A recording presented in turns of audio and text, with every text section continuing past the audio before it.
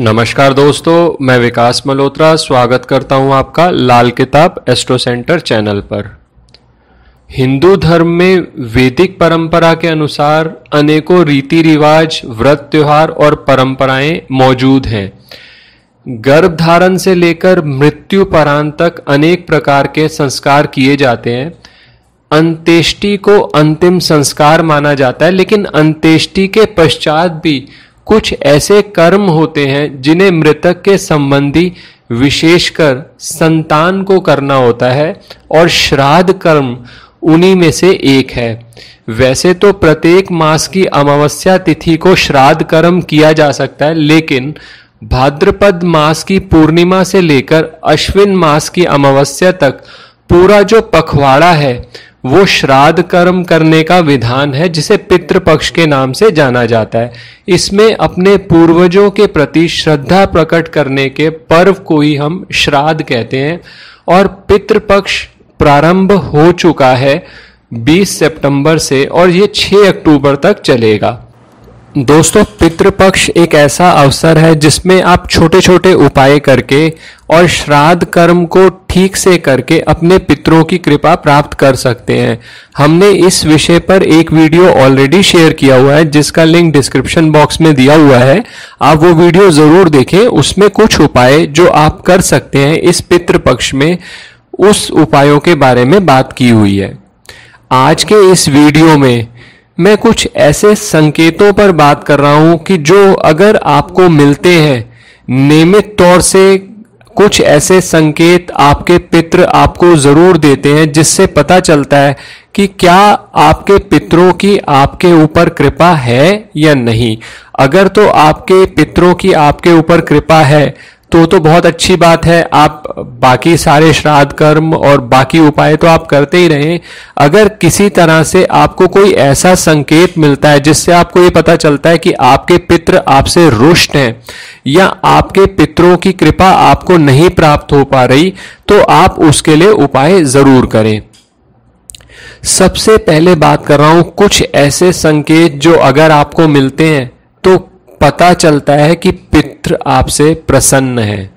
पहला संकेत, अगर पितृपक्ष के महीने में, पितृपक्ष की इसलिए बात कर रहे हैं कि अगर ये संकेत पितृपक्ष में मिले, ये किसी भी समय मिल सकते हैं आपको संकेत, लेकिन अगर पितृपक्ष में ये संकेत मिलते हैं तो ये पता चलता है कि आपके पितरों की आपके ऊपर कृपा है या नहीं। सबसे पहला संकेत, अगर पितृपक्ष के महीने में या श्राद्ध के समय अगर आपको रुका हुआ धन मिलने लगे तो समझ लीजिए कि पितृ आपसे प्रसन्न है। आपका कहीं धन खो गया था या धन किसी ने देना था, वो आपका धन बहुत समय से नहीं दे रहा था और आपका वो धन अब आने लग जाए, तो इससे आपको पता चलता है कि पितृ आपसे प्रसन्न है।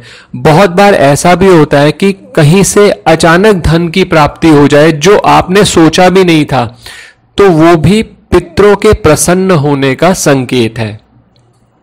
दूसरा संकेत, श्राद्ध के महीने में वैसे तो बहुत लोग नया काम करने को अवॉइड भी करते हैं, लेकिन आपके नए काम भी पूरे हो रहे हैं और रुके हुए काम भी पूरे होने लगते हैं, तो पितरों के प्रसन्न होने का ये बहुत बड़ा संकेत है। और कई बार ऐसा होता है कि आपको ऐसा संकेत मिले कि आपका जो काम पूरा नहीं हो पा रहा था, बहुत समय से अटका हुआ था, आपने अपने सारे प्रयास कर लिए, सभी उपाय कर लिए, सब कुछ आजमा लिया, लेकिन वो काम नहीं हो रहा था पूरा। लेकिन जब आप पितृपक्ष में पितरों को याद करके उसी कार्य को पूरा करने के लिए प्रयास करते हैं और आप उसमें सफल हो जाएं, तो समझ लीजिए कि आपके ऊपर पितरों की कृपा है। पितृपक्ष में खासकर अगर सपने में आपको पितृ दिखाई दें या आपको पितरों की ज्यादा याद आ रही है, तो ये शो करता है कि पितरों के खुश होने का संकेत है। अगर पितृ आपसे बात कर रहे हैं, आपसे बात करते हुए वो प्रसन्न दिखाई दे रहे हैं, तो ये बहुत बड़ा संकेत है कि पितृ आपसे प्रसन्न है। इसी तरह से आखिरी संकेत, अगर सपने में आपको सांप दिखाई दे और उसको देखकर आप डर नहीं रहे, उसकी जगह आप प्रसन्न हो रहे हैं, तो ये संकेत बताते हैं कि पितृ आपसे प्रसन्न है। तो दोस्तों, ये अगर आपको संकेत मिलते हैं तो आपको अंदाजा हो जाएगा कि पितरों की कृपा आपके ऊपर बनी हुई है। इसके अलावा आपके घर में सुख शांति है, कहीं ना कहीं कुछ दिक्कत होने के बाद भी आपका सब कुछ अच्छा चलता चला जा रहा है, तो ये भी कहीं ना कहीं संकेत देता है कि पितृ आपसे प्रसन्न है। आप अगर उनको और प्रसन्न करना चाहते हैं तो जैसा मैंने आपको उपाय बताए उस वीडियो में, जिसका लिंक डिस्क्रिप्शन में दिया हुआ है, आप उस वीडियो में के उपायों को जरूर करें। अब कुछ ऐसे संकेत भी हैं जो पितृदोष होने के या पितरों के आपसे रुष्ट होने के लक्षण बताता है। इन लक्षणों को मैं ये आपको कहूंगा कि बिल्कुल भी अनदेखा ना करें। अगर ये बार बार आपके साथ हो रहा है तो ये कहीं ना कहीं इंडिकेट करता है कि आपकी पत्रिका में या तो पितृदोष या पितृ ऋण है, या पितृ आपसे कहीं ना कहीं रुष्ट है। तो ऐसे में आपको उपाय तो करने ही करने हैं, जो उपाय आपको बताए गए हैं। आप अगर हो सके तो ज्योतिषीय परामर्श लेकर उसके लिए स्पेसिफिक उपाय जो किए जाते हैं वो भी जरूर करें। सबसे पहला संकेत है खाने में बार बार बालों का निकलना। अक्सर खाने में आपको, जब आप खा रहे हैं, कभी आपको ये फील होता है कि बार बार कोई ना कोई बाल निकल जाता है या कंकड़ बहुत ज्यादा आ रहे हैं। आपकी, मान लीजिए आपके परिवार में 4 या 5 सदस्य हैं, 5 सदस्य एक ही भोजन कर रहे हैं लेकिन बाल आपके खाने में आ रहा है या कंकड़ आपके खाने में सबसे ज्यादा आ रहे हैं, तो उस केस के अंदर ये कहीं ना कहीं इंडिकेट करता है कि ये पितृदोष उस व्यक्ति के साथ है और पितृ उससे कहीं ना कहीं रुष्ट है। बहुत बार ऐसा भी होता होगा कि आप घर के अलावा कहीं बाहर खाना खाने गए तो भी आपके खाने में ही कहीं ना कहीं बाल आ रहे हैं, तो ये इंडिकेट करता है कि पितृ आपसे रुष्ट है। दूसरा जो इंडिकेशन है, घर के अंदर अजीब सी दुर्गंध का आना। और व्यक्ति कई बार ऐसा होता है कि इतना अभ्यस्त हो जाता है कि उसको ये महसूस भी नहीं होता कि ये दुर्गंध आ रही है, लेकिन बाहर से कोई अगर व्यक्ति आता है, वो कहता है कि कोई अजीब सी दुर्गंध आ रही है, आप बहुत ध्यान से पता चलाने की कोशिश करते हैं तो भी आपको समझ नहीं आ रहा कि ये किस तरह से आ रही है। कहीं ना कहीं आपको भी फील होता है कि कोई ऐसी अजीब सी नेगेटिव एनर्जी है, तो ये शो करता है कि आपका कहीं ना कहीं कोई पितृदोष है या पितृ आपसे कहीं ना कहीं रुष्ट है। या पितृ अगर आपके स्वप्न में आते हैं और आप ये स्वप्न देखते हैं कि वो आपसे कुछ नाराज हैं या वो आपको किसी तरह से दुखी दिखाई देते हैं, तो ये बहुत बड़ा इंडिकेशन है कि पितृ आपसे रुष्ट हैं या पितृ इस बात से रुष्ट हैं कि आप या तो उनको याद नहीं कर रहे या उनका श्राद्ध कर्म सही तरीके से नहीं हो रहा।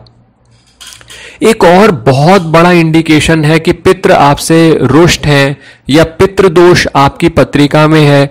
अगर आप कोई भी शुभ कार्य करने चाहते हैं, कोई त्योहार मना रहे हैं, कोई उत्सव आपके घर में हो रहा है, उसी समय कुछ ना कुछ ऐसा घटित हो जाता है जिससे रंग में भंग डल जाता है, खुशी का माहौल ऐसा है जो गम में बदल जाता है। और आपके साथ ये बहुत बार होता है और बहुत बार ऐसा भी दिखता है कि खुशी मनाने का मौका ही नहीं आ रहा।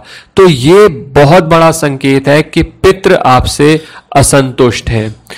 बहुत बार ऐसा भी संकेत मिलता है कि घर का कोई एक सदस्य विवाह योग्य होने के बाद भी, चाहे वो मेल है चाहे फीमेल है, उसकी शादी ना हो पाना या उसके लिए सही रिश्ते का ना मिल पाना, इस वजह से भी बहुत हद तक इंडिकेशन मिलता है कि ये पितृ दोष आपके यहां पर है और पितृ आपसे कहीं ना कहीं रुष्ट है।